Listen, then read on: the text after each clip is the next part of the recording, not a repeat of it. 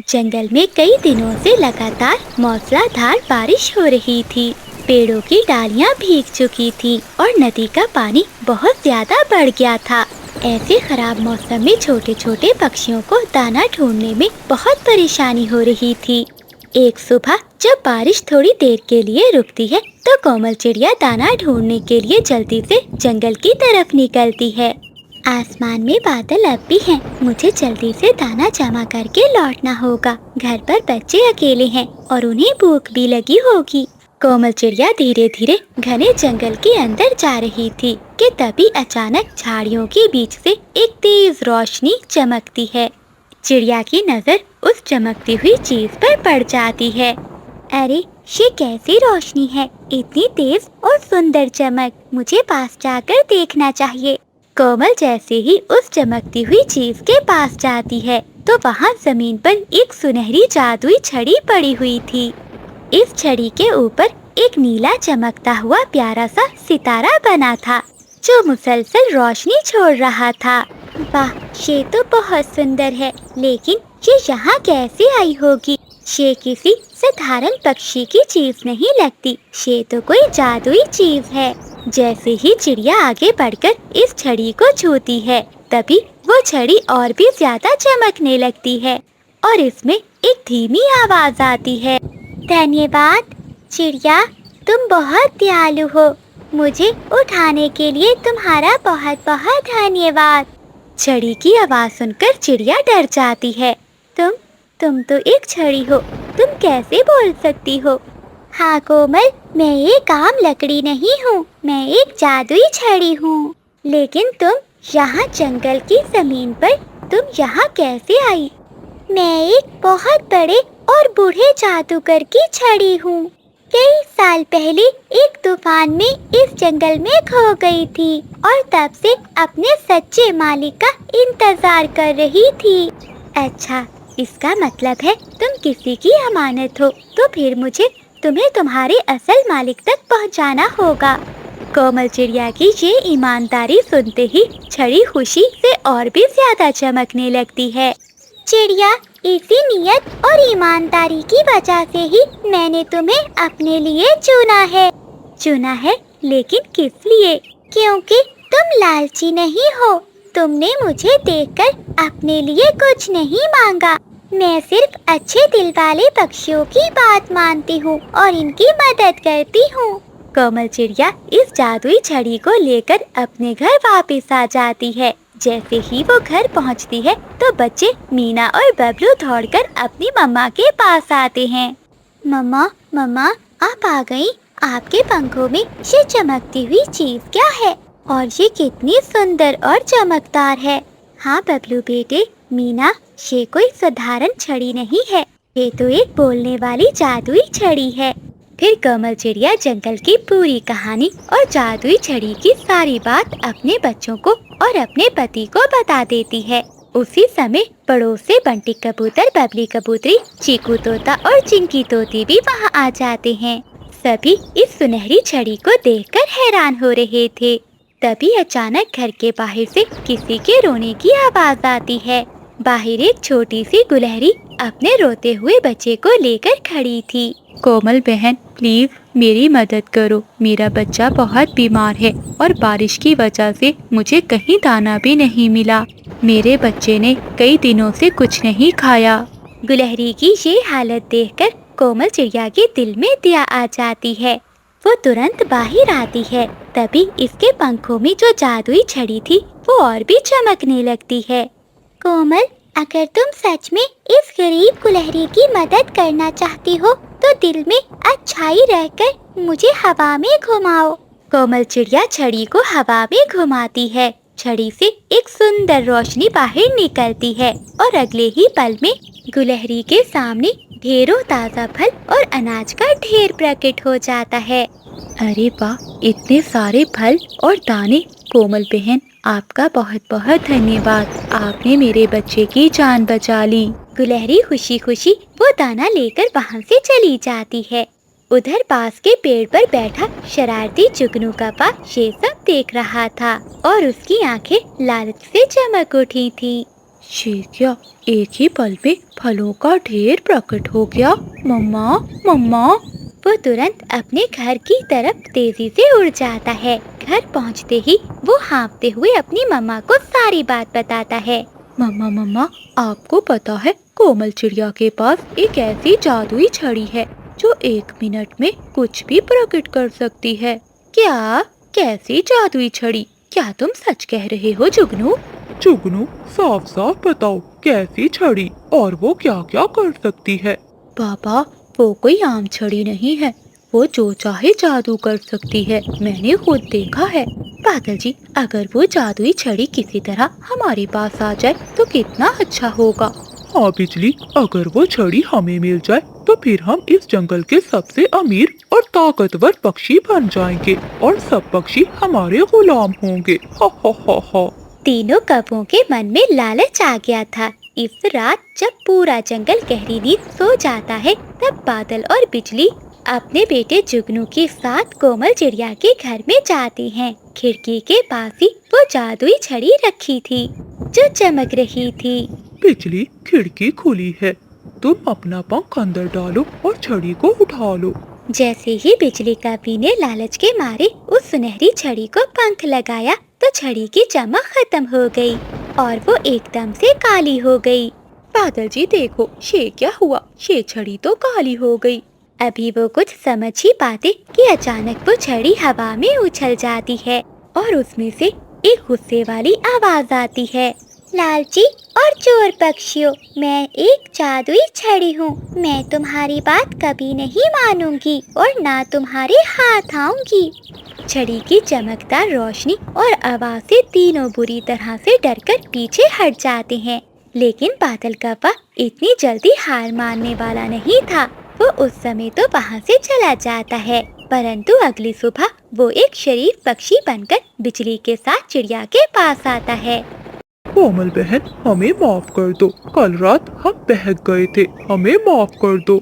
बादल भाई, बिजली बहन, अचानक आप दोनों का मुझसे इतना अच्छा व्यवहार। हाँ कोमल बहन, बादल जी ठीक कह रहे हैं। अब हमें अपनी गलती का एहसास हो गया है, हम बिल्कुल बदल गए हैं।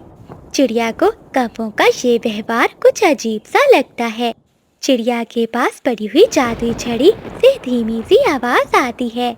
चिड़िया, इनसे सावधान रहना, ये दिल से साफ नहीं है, ये दिमाग में कोई नई योजना बना रही है। हाँ, मैं समझ गई हूँ, मुझे इन पर नजर रखनी होगी। अभी ये बातें हो ही रही थी, उसी शाम जंगल में एक बहुत बड़ी समस्या खड़ी हो जाती है। कई दिनों की तेज बारिश के कारण नदी का मट्टी वाला किनारा अचानक टूट जाता है और नदी का तेज पानी जंगल की तरफ बढ़ने लगता है। नदी का पानी इतनी तेजी से फैला कि एक मासूम खरगोश का पूरा परिवार पानी के तेज बहाव के बीच में एक छोटे से टेले पर फंस गया। पानी देखकर जंगल के सभी पक्षी घबरा जाते हैं और चिल्लाने लगते हैं। मम्मा, मम्मा, वो देखिए, खरगोश के बच्चे पानी में डूब रहे हैं, इनकी मदद करें। कोमल चिड़िया तुरंत जादुई छड़ी लेकर नदी के किनारे पहुंचती है। इसने सच्चे दिल से प्रार्थना की और जादुई छड़ी को हवा में घुमाया। छड़ी से एक तेज नीली रोशनी निकलती है और देखते ही देखते पानी के ऊपर एक मजबूत लकड़ी का पुल बन जाता है। खरगोश का पूरा परिवार सुरक्षित पुल पार करके बाहर आ जाता है। ये देखकर सभी पक्षी बहुत खुश होते हैं। कोमल बहन, आपका बहुत बहुत धन्यवाद। आज आपने हमारे पूरे परिवार को बचा लिया। ये देखकर कौवों का लालच और भी बढ़ जाता है। वो सोचते हैं कि इस छड़ी से वो कुछ भी कर सकते हैं। इसी रात उन्होंने फिर से चिड़िया के घर में घुसकर छड़ी चुराने की कोशिश की और इस बार अंधेरे का फायदा उठाकर वो सफल हो गए और छड़ी लेकर तेजी से वो अपने घर की तरफ भाग जाते हैं। आखिरकार छड़ी हमारे पंखों में आ ही गई। जल्दी करो बिजली, चलाओ। ए जादुई छड़ी, मुझे रहने के लिए एक बड़ा सा सोने का महल चाहिए और मम्मा, मुझे हजारों मीठी मिठाइयाँ चाहिए। कौवों की बातें सुनकर वो जादुई छड़ी शांत रहती है। उसमें से कोई भी रोशनी नहीं निकलती। ओए लकड़ी, जल्दी जादू कर, हमारी बात मान। तभी अचानक वो छड़ी काली होकर तेज चमकने लगती है और इसमें से एक भयानक आवाज निकलती है। मूर्ख और लालची का वो, लालच का हमेशा यही परिणाम होता है। अब अपनी सजा भुगतो। छड़ी से एक काली रोशनी निकलती है और अगले ही पल में बादल, बिजली और जुगनू के घर के चारों तरफ कांटेदार झाड़ियाँ उग जाती हैं, जिन्होंने उनके पूरे घर को जकड़ लिया था। अरे अरे, ये कांटे कहाँ से आ गए? बचाओ, बादल जी देखो। बिजली, ये कांटे तो हमें चुभ रहे हैं, कोई हमें यहाँ से निकालो। मम्मा, पापा, मैं बहुत छोटा हूँ, मैं इस घर से बाहर नहीं निकल पा रहा। वो तीनों कौवे अपने ही घर के अंदर कांटों में बुरी तरह से फंस जाते हैं। अगली सुबह जंगल पूरा अजीब और खौफनाक दृश्य देखने के लिए इनके घर के बाहर पहुंच जाता है। मम्मा देखो, बादल अंकल और बिजली आंटी के घर को क्या हुआ है? ये इतने कांटे कैसे उगाए? अरे मीना बेटी, लगता है इनका लालच का जादू इन पर उल्टा हो गया है। इन्होंने चोरी की थी ना। कोमल बहन, हमें माफ कर दो, हमें बचा लो। हाँ कोमल बहन, बादल जी ठीक कह रहे हैं, हमसे बहुत बड़ी गलती हो गई थी, हमने तुम्हारी छड़ी चुराई, हमें माफ कर दो। चिड़िया कुछ देर तक चुप रहती है और कौवों की हालत देखती है तो इसका दयालु दिल पिघल जाता है। वो आगे बढ़ती है और जादुई छड़ी को घुमाती है। छड़ी के घूमते ही सारी कांटेदार झाड़ियाँ एक पल में गायब हो जाती हैं और वो तीनों बाहर आ जाते हैं। कोमल बहन, तुम्हारा बहुत बहुत धन्यवाद कि तुमने इतनी बड़ी सजा से हमें बचा लिया। बादल भैया, बिजली बहन, याद रखो, जादू से भी बड़ी चीज पक्षियों की अच्छाई और ईमानदारी होती है। जादू किसी का सगा नहीं होता। हाँ चिड़िया बहन, हमें आज अपनी गलती समझ आ गई। कौवों का बदला हुआ दिल देखकर जादुई छड़ी तेज रोशनी के साथ आसमान में उछल जाती है और तभी बादलों के बीच में एक बूढ़े जादूगर की आकृति दिखाई देती है। कोमल चिड़िया, तुमने हर मुश्किल समय में सच्ची ईमानदारी, दया और अपनी समझदारी दिखाई है। अब मेरा समय आ गया है कि मैं अपनी ये जादुई छड़ी हमेशा के लिए अपने पास वापस ले जाऊं। दादाजी, क्या ये प्यारी छड़ी अब हमेशा के लिए चली जाएगी? हाँ मीना बेटी, ये छड़ी तो चली जाएगी, परंतु इस जादुई छड़ी की सबसे बड़ी शक्ति अब हमेशा के लिए तुम्हारे पूरे परिवार के पास रहेगी। दादाजी, कौन सी शक्ति जो हमारे पास रहेगी? मीना बेटी, वो है तुम्हारे अच्छे और साफ दिल की शक्ति। जिसके पास अच्छा दिल होता है, इससे बड़ा जादूगर कोई नहीं होता। ये कहते ही वो जादुई छड़ी चमकते हुए तारे की तरह आसमान में उड़ जाती है और गायब हो जाती है। जंगल के सभी पक्षी इसे जाते हुए देखते रह गए। तो प्यारे दोस्तों, इस कहानी से हमें ये सीख मिलती है कि हमें जिंदगी में कभी भी लालच नहीं करना चाहिए और ना ही किसी की चीज पर बुरी नजर रखनी चाहिए। ईमानदारी और दूसरों की मदद करने की भावना ही पक्षियों को सबसे बड़ी शक्ति देती है। जो पक्षी अच्छे काम करते हैं, इन्हें हमेशा समाज में समान इज्जत और सबका प्यार मिलता है। बादल, तुम्हारी माँ अभी तक शाही महल पर कब्जा जमाए बैठी है। जब तक वो जिंदा है, हम इस शाही महल में इकट्ठे नहीं रह सकते। नीली मेरी जान, तुम चिंता नहीं करो। आज रात जब चांद बादलों में छुप जाएगा, मैं इसे अंधे कुएं की सैर करवाने लेकर जाऊंगा। वहाँ से आज तक कोई भी वापस नहीं आया। फिर वो महल भी हमारा है और जादुई खजाना भी। बादल कौवा नीली कौवी से ऐसे हंस हंस कर बातें कर रहा था। शाम को बादल कौवा अपने घर जाता है। पति जी, आप आ गए, बैठिए, मैं अभी खाना लेकर आती हूँ। बिजली, माँ कहाँ है? माँ जी तो अपने कमरे में है। अच्छा ठीक है, जल्दी से भोजन दो, मुझे बहुत भूख लगी है। रात हो जाती है। जब बिजली कौवी सो जाती है तो बादल कौवा अपनी माँ के पास जाता है। माँ जी, आप अभी तक जाग रही हैं? हाँ बेटा, क्या करूँ, बूढ़ी हो गई हूँ, नींद नहीं आ रही थी। चलिए माँ जी, आज मैं आपको सैर पर लेकर जाता हूँ, फिर देखिएगा आपको कितनी अच्छी नींद आएगी। रात के अंधेरे में बादल कौवा अपनी माँ को लेकर कुएं के पास जाता है। बेटा बादल, ये तुम मुझे कहाँ ले आए हो? यहाँ तो बहुत अंधेरा है। माँ, इस कुएं में एक ऐसी जड़ी बूटी है जिसे खाते ही आपको बहुत अच्छी नींद आएगी। बस जरा आगे झुक कर तो देखें। जैसे ही सावित्री आगे झुकती है तो बादल कौवा अपनी माँ को जोर से धक्का दे देता है। सावित्री कुएं में गिर जाती है। सावित्री की एक दर्द भरी चीख गूंजती है और फिर सन्नाटा छा जाता है। बादल कौवा हंसता हुआ नीली कवि के पास चला जाता है। अगली सुबह बिजली कवि घबरा जाती है क्योंकि उसकी सास घर पर नहीं थी।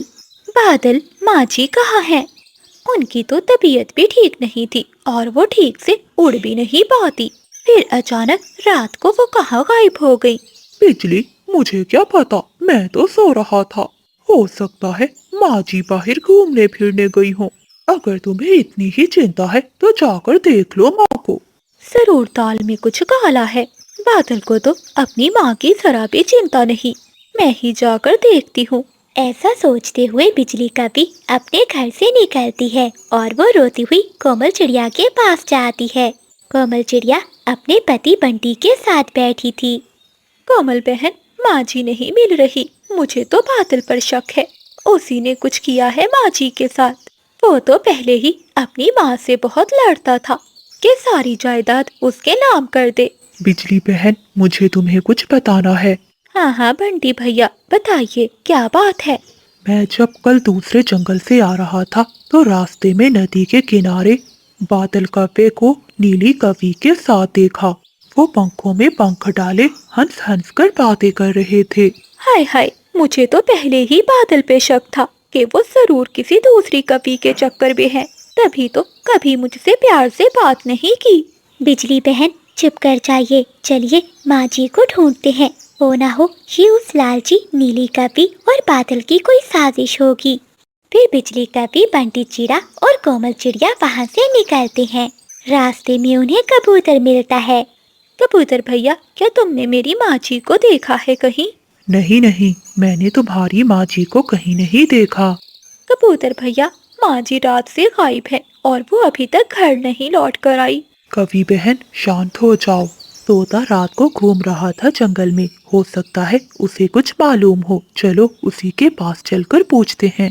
फिर वो सभी पक्षी तोते के पास जाते हैं। तोते भैया, क्या आपने बिजली की सासू माँ को देखा है कहीं? हाँ हाँ, देखा था रात को मैंने। वो बादल कवि के साथ पुराने कुएं की ओर जा रही थी। बादल के साथ? मेरा शक सही निकला। ये सब किया कराया उस बादल का ही है। कैसा बेटा है जो अपनी माँ की जान का दुश्मन है। फिर वो सभी पक्षी वहाँ से पुराने कुएं की ओर जाते हैं। बिजली झांक कर कुएं में देखती है तो सावित्री कुएं में बेहोश थी। चिड़िया बहन, माँ जी अंदर है। फिर सभी पक्षी मिलकर लंबी लंबी बेलों की मदद से सावित्री को बाहर निकालते हैं। सावित्री जिंदा तो थी मगर उसकी एक टांग टूट चुकी थी और वो बोल भी नहीं पा रही थी। अपनी सास की ये हालत देखकर बिजली कवि को बादल कवि पर बहुत गुस्सा आता है। कोमल बहन, तुम माँ जी को अपने साथ अपने घर में ले जाओ और उनका ख्याल रखो। हम अभी इस काबिल नहीं है कि बादल और उस नीली कवि का सामना कर सकें। मैं नीले पहाड़ पर जा रही हूँ अपनी दादी से जादू सीखने। जब तक मैं वापस ना आऊँ तो बादल को पता नहीं चलना चाहिए कि माँ जी जिंदा है। ऐसा कहते हुए बिजली कवि नीले पहाड़ की गार में चली जाती है और बाकी सब पक्षी बूढ़ी माँ जी को लेकर अपने साथ चले जाते हैं। बिजली कवि गार में जाकर अपनी दादी से जादू मंत्र सीखती है। आग के शोले बुलंद हुए और बिजली के परों का रंग काला नहीं बल्कि नीला चमकदार हो गया। कुछ ही दिनों में बिजली कवि अपनी दादी से जादू सीख जाती है। वो वापस आती है और तोते से कहती है, तोते भैया, ये सोने की तरह चमकता हुआ पत्थर जाकर बादल को दे दो। ऐसा कहते हुए बिजली कवि तोते के कान में कुछ कहती है। तोता वो पत्थर लेकर बादल कवि के पास जाता है। बादल कौवा अपने घर में नीली कवि के साथ बैठा हुआ था। ये देखो बादल, गजब हो गया। मुझे तो यकीन नहीं हो रहा कि तुम्हारी माँ ने मुझे सच बताया था। क्या बताया था मेरी माँ ने तुम्हें? तुम्हारी माँ ने मुझे बताया था कि कुएं के पास वाले पेड़ में इनका पुश्तैनिक खजाना छुपा हुआ है। ये देखो, ये मैं सोने का पत्थर वहीं से लाया हूँ। ये देखकर वो दोनों दंग रह जाते हैं। ये देखकर नीली कपी की आंखों में लालच आ जाता है और वो बादल कपी से कहती है, चलो बादल, वो सारा खजाना हमारा है, अभी जाकर ले लेते हैं। ये कहते ही वो दोनों वहाँ से उड़ जाते हैं। जैसे ही वो उस पेड़ की खोखर में जाते हैं तो अचानक बाहर से खोखर बंद हो जाती है। अरे बादल, ये क्या हो रहा है? मुझे तो तुम्हारी माँ की आवाज सुनाई दे रही है। तभी सावित्री वहाँ आती है। बादल, मेरी बेटी, मेरे पास आओ, कुएं में बहुत ठंड है। अपनी माँ को देखकर बादल कौवा चीखने लगता है। नहीं नहीं माँ, मुझे माफ कर दो। ये सब इस नीली कफी का किया धरा है। इसी ने कहा था कि तुम्हें मारने से हमें खजाना मिलेगा। तभी बिजली कपी वहाँ आती है। बादल, तुमने अपनी माँ को मारने की कोशिश की। अब मैं तुम्हें ऐसा मजा सिखाऊंगी कि तुम हमेशा याद रखोगे। ऐसा कहते हुए बिजली कपी अपनी जादुई छड़ी घुमाती है और नीली कपी को एक चमगादड़ में बदल देती है। नीली, तुम्हारी यही सजा है। अब तुम एक चमगादड़ बनकर ही रहोगी। और बादल कपी को एक ऐसी सजा देती है जो मौत से भी बदतर थी। बादल, तुमने अपनी माँ के साथ बहुत बुरा किया। आज से तुम एक ऐसे काफे हो जो कभी काई काई नहीं कर सकेगा। जब भी तुम बोलोगे तो तुम्हारी चोंच से गधे की आवाज निकलेगी। नहीं बिजली, माफ कर दो मुझे। फिर बिजली कपी अपना जादू कपी पर करती है और अपनी सास को लेकर वहाँ से चली जाती है। तिलकपा अब जंगल के जिस कोने में जाकर भी बैठता, जब भी वो बोलने की कोशिश करता तो गधे की आवाज सुनकर परिंदे इसे पत्थर मारकर भगा देते और नीली कपी अंधेरी गारों में छुपी रहती है। बादल कपी की नई नई शादी बिजली कपी से हुई थी, जो दूसरे जंगल से आई थी। बिजली कपी बहुत नखरे वाली थी। घोंसले में हर रोज सुबह होते ही सास बहू का ड्रामा शुरू हो जाता था। अरे बादल की दुल्हन, दोपहर होने को आई है। अब तो बिस्तर से उठ जा। जा, रसोई में भोजन बना और नदी से पानी भी लाना है। बादल जी, जरा अपनी माँ से कहे ना कि सुबह सुबह चिल्लाकर मेरे सर पे दर्द ना किया करें। मैं इतने नाजुक पंखों के साथ नदी से भारी पानी उठाने नहीं जा सकती। अगर काम करना है तो ये खुद ही करें। हाँ हाँ पत्नी जी, आप आराम करे। माँ, आप बिजली को क्यों तंग कर रही हैं? वो अभी नई नई आई है, इसे आराम करने दे। बादल के बच्चे, तो बिल्कुल अपनी पत्नी का गुलाम बन गया है। याद रखना, अगर आज तेरी पत्नी नदी से पानी लेने ना गई तो मैं इस घर में तुझे और तेरी पत्नी को रहने नहीं दूंगी। अपनी माँ को गुस्से में देखकर बादल कौवा बिजली से कहता है, बिजली जी, बस एक मटका पानी भरकर ला दो। देखो, माँ बहुत गुस्से में है। अगर माँ ने हमें घर से निकाल दिया तो हम कहाँ जाएंगे? बिजली कपी चुपचाप मटका लेती है और बाहर पेड़ के नीचे आकर बैठ जाती है। तभी कमल चिड़िया मटका लिए वहाँ से जा रही थी। बिजली कपी को देखकर वो वहाँ आती है। क्या हुआ बिजली बहन, आप ऐसे उदास क्यों बैठी हैं? देखो ना कोमल बहन, मेरी सास मुझ पर कितना अत्याचार करती है। मुझे इस तपती धूप में नदी से पानी लाने को कह रही है, जैसे मैं इनकी नौकर हूँ। बिजली बहन, सास तो माँ जैसी होती है। अगर वो घर का काम कहती है तो इसमें बुराई क्या है? चलो, मैं नदी की तरफ जा रही हूँ, तुम भी मेरे साथ चलो। फिर बिजली कपी और कोमल चिड़िया अपना अपना मटका उठाती हुई नदी की ओर चली जाती हैं। वो दोनों अपने अपने मटके पानी से भर लेती हैं। बिजली और कोमल चिड़िया नदी पर बैठी हुई थी कि वहाँ एक बूढ़ा कबूतर आता है। बेटियों, मैं बहुत दूर से आया हूँ और बहुत प्यासा हूँ। क्या मुझे अपने घड़े से थोड़ा सा पानी पिलाओगी? हट ओ बूढ़े, इतनी मुश्किल से मैंने ये पानी का घड़ा भरा है। अगर तुम्हें पिला दिया तो फिर से भरना पड़ेगा। तो जा, खुद जाकर नदी से पानी पी ले। अरे बिजली बहन, ऐसा नहीं कहते। बाबा जी, आप मेरे घड़े से पानी पी लें। बूढ़ा कबूतर पानी पीता है और इसकी आंखें चमकने लगती हैं। बिजली कवि की बदतमीजी और कोमल चिड़िया की नेकी देखकर बूढ़ा कबूतर कवि को सबक सिखाने का फैसला करता है। वो बूढ़ा कबूतर कोई आम पक्षी नहीं था, बल्कि एक जादुई पक्षी था। वो चिड़िया के मटके को छूता है और मटका चमकने लगता है। बेटी, तुम्हें जो भी चाहिए होगा ये मटका तुम्हें देगा। ये तुम्हारी नेकी का सिला है। पापा जी, मुझे भी कोई जादू दे। मेरी सास हर समय मुझसे लड़ती है। कोई ऐसा जादू करे जिससे मेरी सास हमेशा के लिए चुप कर जाए और मैं उस घर पर राज करूं। वो अपने पंख से बिजली कवि के मटके को छूता है, तभी मटका चमकने लगता है। बहू रानी, तुमने मुझे पानी नहीं पिलाया, परंतु मैंने तुम्हारे इस पुराने मटके को जादुई मटका बना दिया है। इस मटके में जब तक तुम्हारी सास पानी पिएगी वो बहुत खुश रहेगी, परंतु अगर तुमने झूठ बोला तो ये मटका तुम्हें सजा देगा। अरे वाह, इसका मतलब है अब मेरी सास ये पानी पीकर मेरे बस में हो जाएगी और मैं इस घर पर राज करूंगी। ऐसा कहते हुए बिजली कवि अपना मटका उठाती है और वहाँ से चली जाती है। घोंसले में आते ही बिजली कवि अपनी सास को पीने के लिए पानी देती है। माँ जी, ये लें नदी का ठंडा और ताज़ा पानी, पीकर बताएं कैसा है।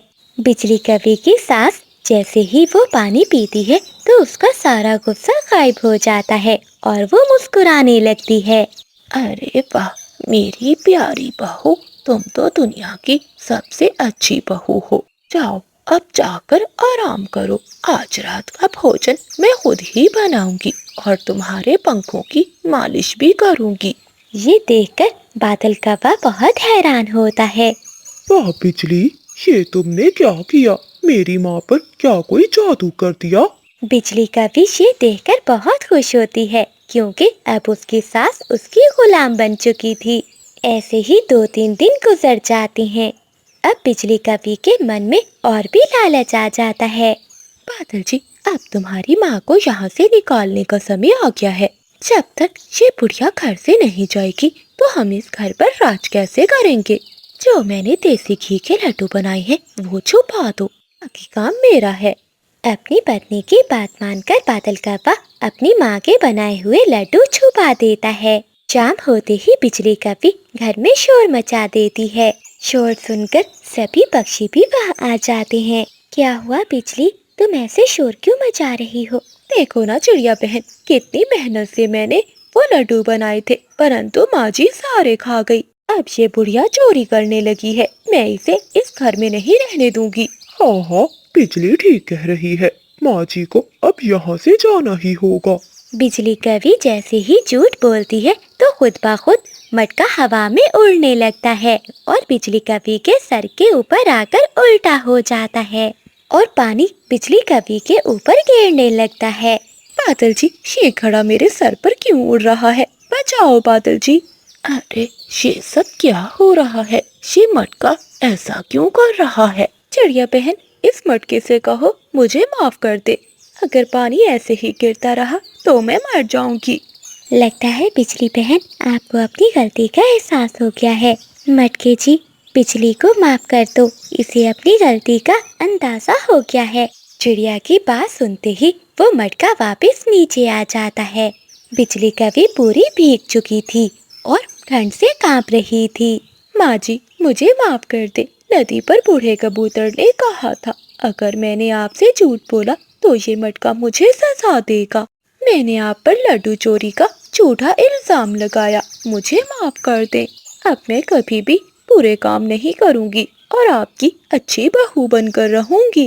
अरे मेरी बच्ची, कोई बात नहीं, सास भी माँ जैसी होती है। ऐसा कहते हुए बिजली कवि की सास बिजली को गले से लगा लेती है। तो प्यारे बच्चों, इस कहानी से हमें ये सीख मिलती है कि घरों में सच्ची खुशियाँ किसी जादू से नहीं, बल्कि एक दूसरे की इज्जत करने, मिलजुल कर काम करने और सास बहू के सच्चे रिश्ते से आती है। बिजली कवि के नखरे खत्म हो गए और वो जंगल की सबसे प्यारी बहू बन गई। जंगल में कोमल चिड़िया और बंटी कबूतर की दोस्ती की मिसाल दी जाती थी।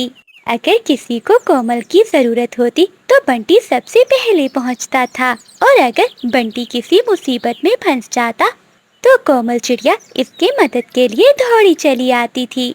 मीना, बबलू, बबली कबूतरी, चीकू तोता और चिंकी तोती भी अक्सर इनके साथ ही अपना समय बिताते थे। परंतु जंगल में कुछ ऐसे पक्षी भी थे जिन्हें ये दोस्ती बिल्कुल पसंद नहीं थी। वो थे बादल कौवा, बिजली कवि और उनका बेटा जुगनू। एक दिन बादल कौवा पेड़ पर बैठा कोमल और बंटी को आपस में हंसकर बातें करता हुआ देख रहा था और जल भुन रहा था। देखो तो बिजली, ये दोनों हर समय साथ साथ ही घूमते रहते हैं। हाँ बादल जी, मुझे तो इनकी ये गहरी दोस्ती बिल्कुल पसंद नहीं है। तो फिर मम्मा, क्यों ना कोई चाल चलकर इन दोनों की दोस्ती हमेशा के लिए तोड़वा दी जाए। बेटे की बात सुनकर बादल कौवा हंसने लगता है। वाह जुगनू, ये तो मैं भी कब से सोच रहा था। अब देखो मैं क्या करता हूँ। अगली सुबह हो जाती है। बंटी कबूतर अपने घर के बाहर अकेला बैठा था। तभी बादल कौवा बहुत उदास चेहरा बनाकर वहाँ पहुँच जाता है। बंटी भाई नमस्ते, मुझे तुमसे एक बहुत जरूरी बात करनी है। कहो बादल भाई, क्या बात है? तुम इतने चिंतित क्यों लग रहे हो? बंटी, मुझे तो ये बात तुम्हें बतानी भी नहीं चाहिए, क्योंकि इससे तुम्हारा दिल दुखेगा। बादल, आखिर ऐसी क्या बात है? साफ साफ बताओ। अच्छा, अगर तुम कह ही रहे हो तो बता देता हूँ। कल मैं जंगल के दूसरी तरफ गया था। वहाँ मैंने कोमल चिड़िया को कहते सुना था कि बंटी कबूतर तो बहुत भोला है। मैं इससे जो भी कहती हूँ वो चुपचाप मेरी बात मान जाता है। बादल कौवे की ये बात सुनकर बंटी कबूतर चौंक जाता है। नहीं बादल, कोमल मेरी सच्ची दोस्त है। वो मेरे बारे में ऐसा कभी नहीं कह सकती।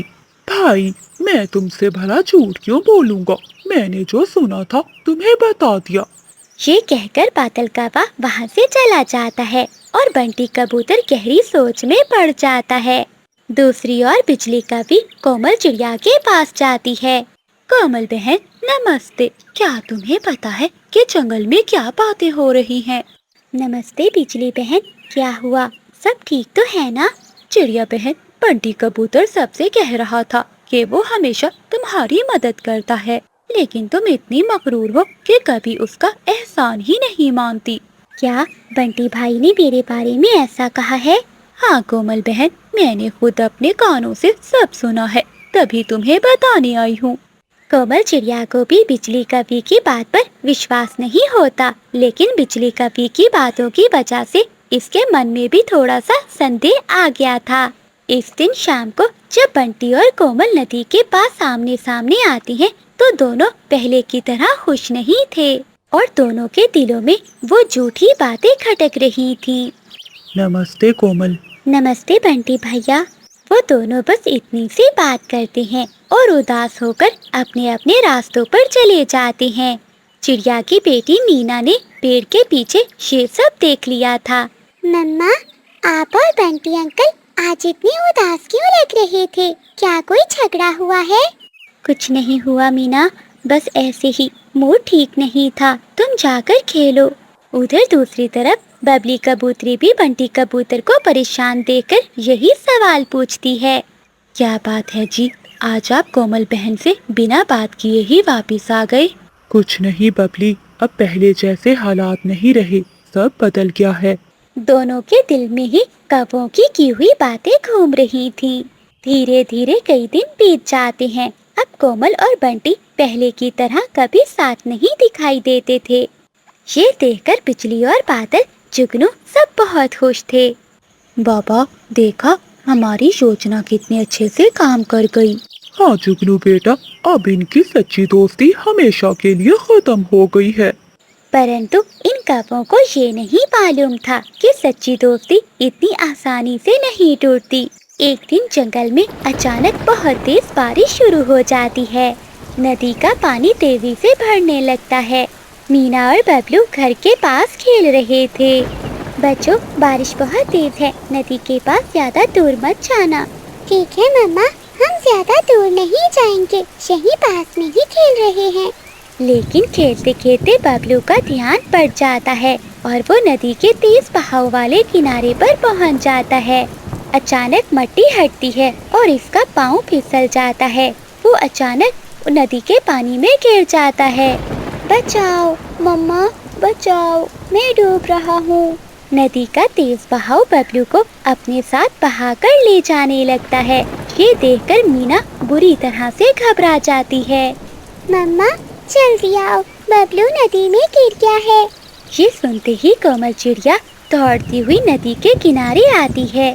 बबलू मेरे बच्चे, मैं तुम्हें कैसे बचाऊं? कोमल चिड़िया उड़कर इसे पकड़ने की कोशिश करती है, परंतु पानी का बहाव बहुत तेज था। वो आगे नहीं बढ़ पा रही थी। उसी समय बंटी कबूतर वहाँ से गुजर रहा था। जैसे ही वो बबलू के चिल्लाने की आवाज़ सुनता है तो वो चौंक जाता है।